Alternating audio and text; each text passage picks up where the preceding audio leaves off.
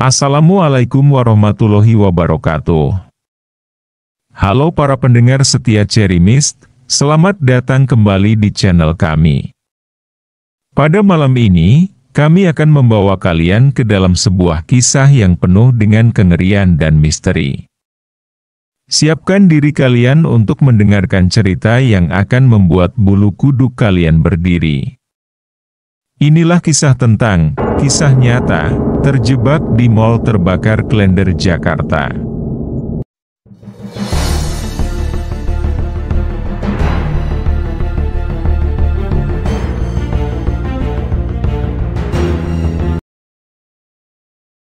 Pada awal tahun 2000-an, Riko dan Dinda, pasangan muda dari Medan yang baru saja menikah, memilih Jakarta sebagai destinasi bulan madu mereka. Malam itu, sekitar pukul 11, udara di kawasan Klender terasa sejuk, memberikan kenyamanan yang sempurna untuk berjalan-jalan santai.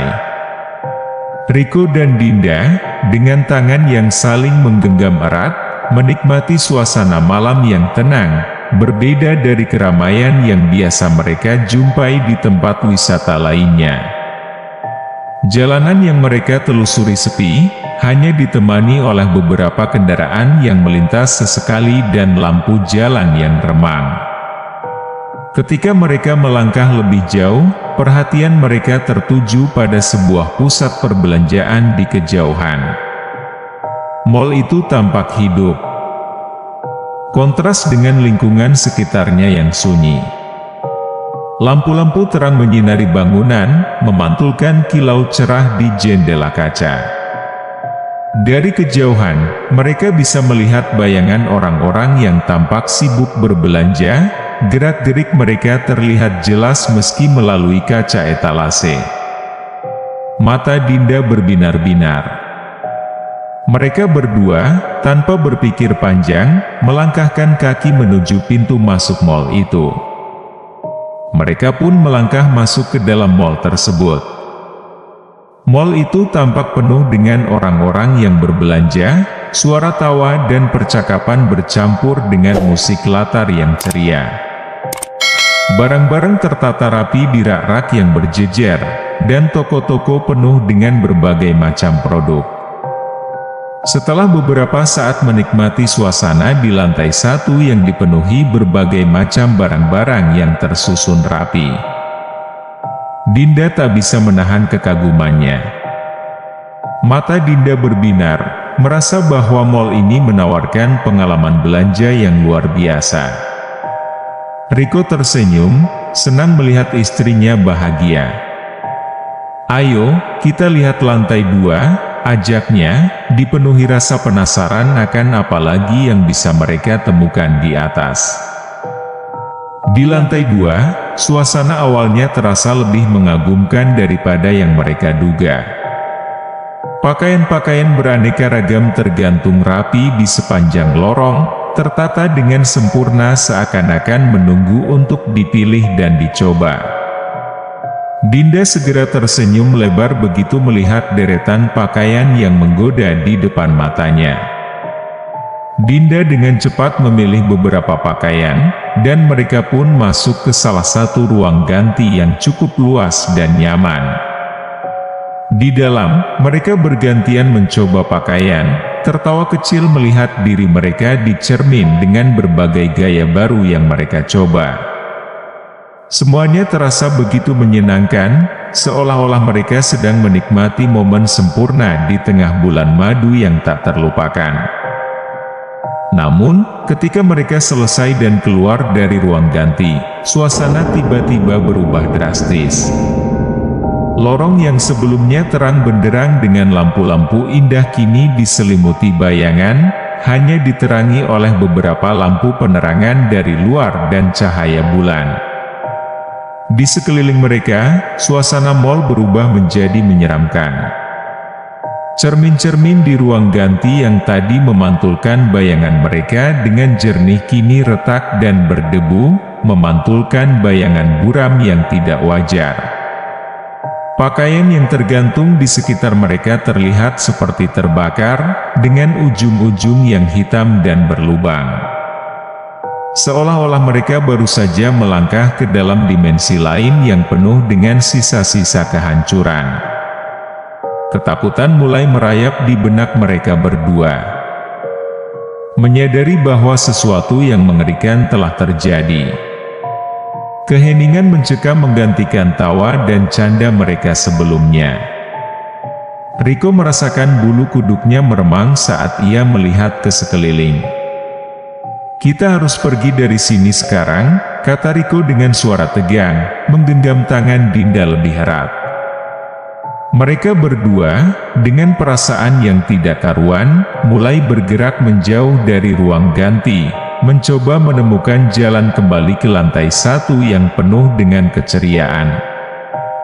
Saat mereka melangkah menjauh dari ruang ganti, suasana semakin mencekam. Udara di sekitar terasa semakin dingin, dan keheningan yang tidak wajar membuat setiap langkah kaki mereka bergema dengan nyaring. Dinda merasa semakin gugup, menggenggam tangan Rico dengan erat, mencoba mencari kenyamanan dalam situasi yang tiba-tiba menjadi sangat mengerikan. Namun, ketika mereka berbelok di salah satu lorong, pemandangan yang mengerikan menyambut mereka. Di depan mereka, sosok-sosok manusia mulai muncul di antara rak-rak pakaian yang lusuh. Rico dan Dinda tertegun dengan mata terbelalak saat mereka melihat dengan jelas apa yang sebenarnya ada di depan mereka. Orang-orang yang berada di lantai 2 ini bukanlah pembeli atau pegawai mal seperti yang mereka lihat di lantai 1. Sosok-sosok ini adalah bayangan mengerikan dari orang-orang yang terbakar hidup-hidup. Kulit mereka hangus, mengelupas, dan memperlihatkan daging yang menghitam di bawahnya.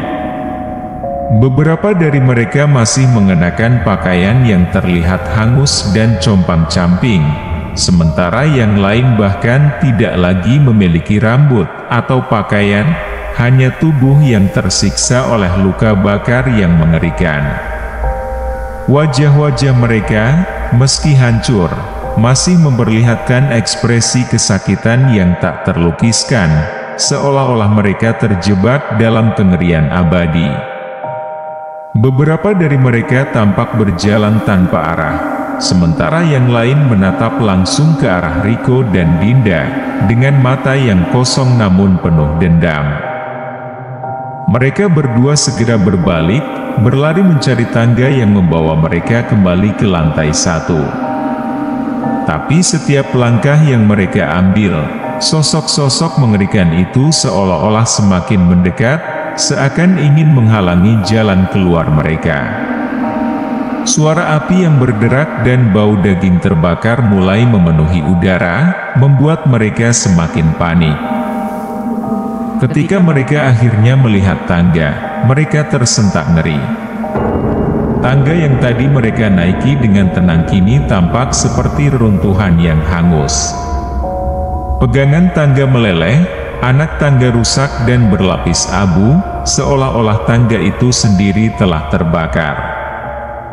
Di lantai 1, pemandangan yang tadinya cerah dan ramai kini berubah menjadi lautan api yang dipenuhi oleh sosok-sosok terbakar yang sama mengerikannya. Orang-orang yang tadi tampak asyik berbelanja kini terlihat mengerikan.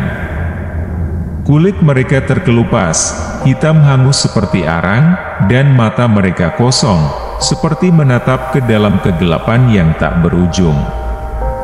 Mereka berjalan dengan langkah tertatih-tatih, meninggalkan jejak hitam dan darah di lantai yang kini juga tampak terbakar. Beberapa di antaranya merintih kesakitan, suaranya menyayat hati, seolah meminta pertolongan yang tak pernah datang. Tiba-tiba, mereka mendengar suara tawa anak kecil yang aneh, diikuti oleh suara tangisan. Rico menoleh dan melihat seorang anak kecil dengan pakaian yang juga hangus terbakar, duduk di sudut ruangan, menatap mereka dengan tatapan penuh kepiluan. Di sekeliling anak itu, api kecil menyala di lantai, menciptakan ilusi bahwa mereka terperangkap di dalam neraka. Riko dan Dinda memutar badan, mencoba mencari jalan keluar lain dari tempat yang kini berubah menjadi mimpi buruk yang nyata. Mall yang sebelumnya terasa familiar dan penuh kehidupan kini berubah menjadi labirin mengerikan. Dipenuhi oleh jejak kebakaran yang menghancurkan segalanya. Setiap lorong yang mereka coba lewati seakan membawa mereka kembali ke tempat yang sama, dengan dinding-dinding yang menghitam, rak-rak yang hangus, dan langit-langit yang seakan mau runtuh kapan saja. Di mana-mana, sosok-sosok yang terbakar mengerikan itu berdiri. Mereka bergerak dengan lamban namun pasti, kulit mereka yang mengelupas dan daging mereka yang gosong memperlihatkan luka-luka yang seakan-akan tidak pernah bisa sembuh. Beberapa dari mereka berjalan terseok-seok, sementara yang lain tampak melayang, mata mereka kosong namun penuh dengan rasa sakit yang dalam, seolah-olah meminta pertolongan yang tidak akan pernah datang. Di salah satu lorong yang sempit, mereka melihat sekelompok orang yang tubuhnya terbakar parah berjalan perlahan mendekat. Sosok-sosok ini lebih menakutkan dari yang lain, wajah mereka hancur, hampir tidak berdaging, dengan tengkorak yang menghitam dengan api yang masih tampak membakar di beberapa bagian tubuh mereka. Mereka bergerak mendekati Riko dan Dinda. Rasa takut mencengkeram mereka begitu kuat hingga mereka hampir tidak bisa bernapas. Dinda menggenggam tangan Riko dengan erat, jari-jarinya bergetar. Air mata mulai mengalir di pipinya. Tapi dimanapun mereka berlari, pemandangan yang sama menyambut mereka, dinding-dinding yang hangus, rak-rak yang rusak, dan sosok-sosok terbakar yang muncul dari kegelapan, seolah-olah mall ini berusaha menahan mereka di dalam, menjebak mereka dalam kengerian yang tak berujung. Dengan sisa keberanian yang ada, Riko dan Dinda berlari melewati koridor yang hangus, menghindari tangan-tangan yang terbakar dan suara-suara rintihan yang menyelimuti mereka.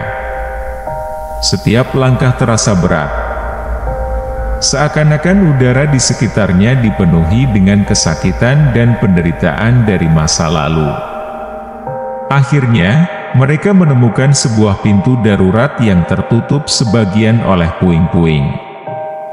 Tanpa pikir panjang, Riko mendorong pintu itu sekuat tenaga, dan mereka berdua berhasil keluar ke jalanan yang gelap.